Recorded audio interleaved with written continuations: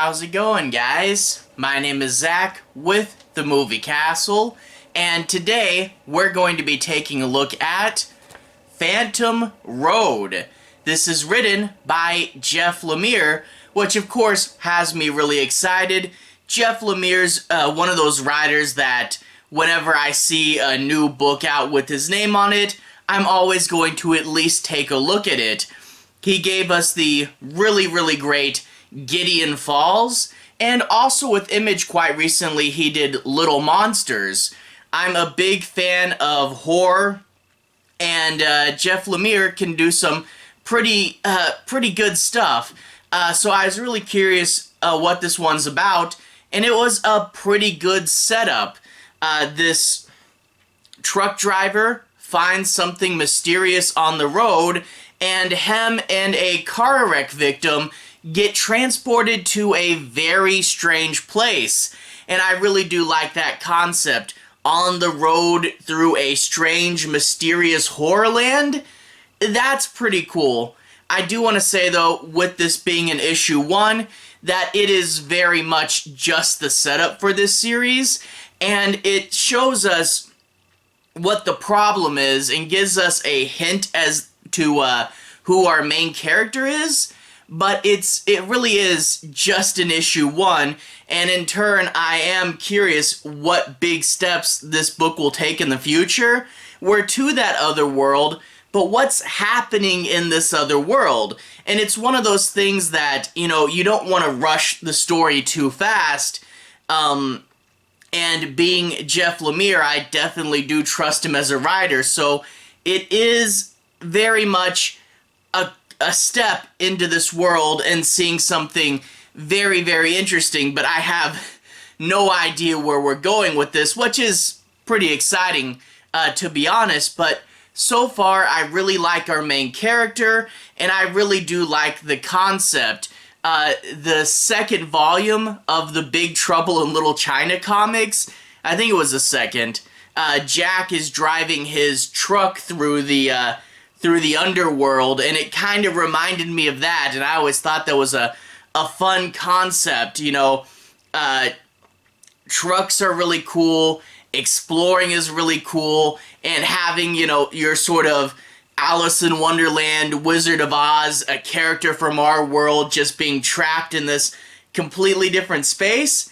There's a lot of good setup here, and I am, like I said, really curious where this is going, because issue 1 just cracks open the door, and I'm like, what kind of strange characters are we going to meet here? Why is this all happening? It is getting my mind going, but like I said, just a little introduction. But overall, a solid concept, and I really can't wait for more. So, without further ado, if you do want to see more of this book, I'm going to switch to the close-up camera. I'll show you guys a bit of the story and the art. I won't be doing any major spoilers. But that being said, it is an issue 1, and it is primarily set up, so I will go farther in the book than normal, but that's just sort of a thing with issue 1. So without further ado, to the close-up camera. Alright, here we are inside the castle, and we're going to be taking a look at Phantom Road number 1. Let's go ahead and bring the cover closer to the camera. We get this nice pale orange color, which is also in the Image logo, and the credits end number 1 right there. And the pale orange really does tie in to this scene we're given, where these strange, mysterious monster figures, and he has his bloody crowbar and his sweet vest. And overall, really does give you a good feel for the comic. This other world with this really dried out pale color palette and all these cracks, even though we just see a little bit as we get into the other world in the comic and really don't know what this place is all about, it does have a very distinct atmosphere and mood, and I really like that. On the back, we get a frame from the comic blown up, and that's really cool. This will be our other lead. We don't know her as well yet, but we'll get to as the story goes on. We see Cover A by Gabriel H. Walta, and we get $3.99, pretty standard indie comic price. Rated M for mature, and O111 main cover there. So that's the back, and if we crack it open to the credit line, another panel from the comic, him driving the truck, and we get the credits. Jeff Lemire, writer, Gabriel H. Walta as the artist, and Jordi Belair is the colorist. And pay attention to the color, because it is this really fun indication of what world we're in, and also contrasting the two worlds. The color really does help the two-world idea, and also really does help sell the mood of the other world. Anyway, after that, let's go ahead and take a look inside the book. I'm not going to be doing any major spoilers, but that being said, this is issue 1. I feel like issue 1s are mainly setup, and in turn I always feel like I'm going farther than I am. I'll try to avoid a bunch of the end bit, but let's see what's inside. We open up with kind of a teaser, how did we get here, with these really small panels and our main character saying, hey, let me back into the truck, there's more of them coming. You know, classic opening tease. But then we get chapter 1 with this really nice big chapter plate. I do want to say there is a sort of title splash at the end of the comic in a similar style. And then after that is one more page of the comic, almost like a post-credit scene. So be sure that you don't miss this comic's last page, because there is one more there. But anyway, we get our main guy, and he's driving down the road in his truck late at night, and he can see his reflection in the glass. Overall, really good, moody opening when we see this other, the real world here. And we get a fun scene where he goes and he gets gas and he talks to this strange guy asking if he wants to buy something. And then we get a conversation with him and the lady at the diner. How long do you have left to go? Oh, another day and a half. And she's like, I have a few more hours and then I come back tomorrow, you know. So they're both working people, just having a nice little chat. And overall, I really do like, you know, that idea of just a place in the middle of nowhere that you're passing through. But then we get a fun sort of hint at who our main character is. He's driving, and this time his reflection will change to the reflection of him when he was just a small boy. And we do get a memory. And in the memory, his mom and dad are fighting, and he's playing with his truck. And it's a toy truck just like the one his dad has. And the mom is fighting, saying the dad's never over. And the dad is saying, you keep him cooped up at the house. He doesn't know about the outside world anyway. So they're very different people, and they are fighting. And he's saying, hey, you want me to get you a toy truck just like mine? So I guess his isn't blue because he already has a blue one.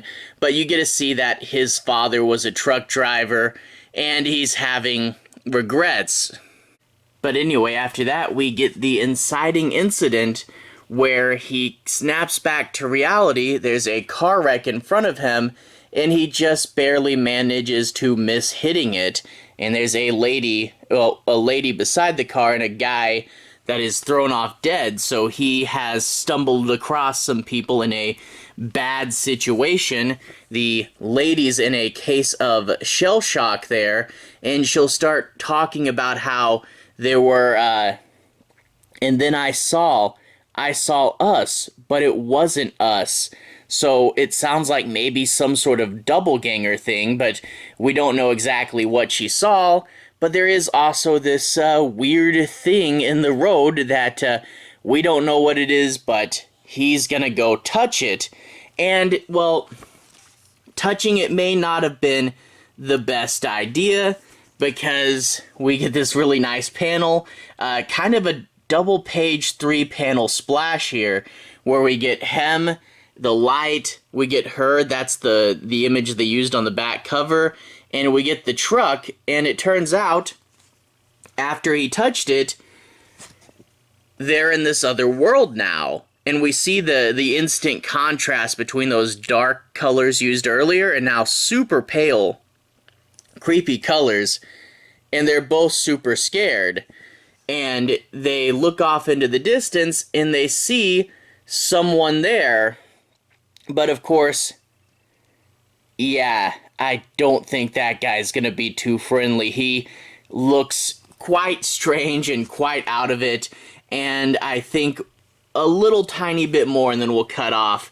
We get to see the figure turn and scream and start to attack him. So yeah, the first resident we meet here, it is not the best first encounter. So you're in another world with a sort of zombie-like creature. And what was she talking about with seeing a doppelganger? Because we don't actually see the doppelgangers in the comic, just she did earlier. So maybe that hints at a connection between our world and this other one. That would be cool. I mean, Gideon Falls, right? And what was that weird semi-organic looking object in the road? I don't know, but I'll save the rest of the fight and the finale for you. Remember, there is that post-title card page. And yeah, overall, I really love the atmosphere of this book. I really love the strange other world.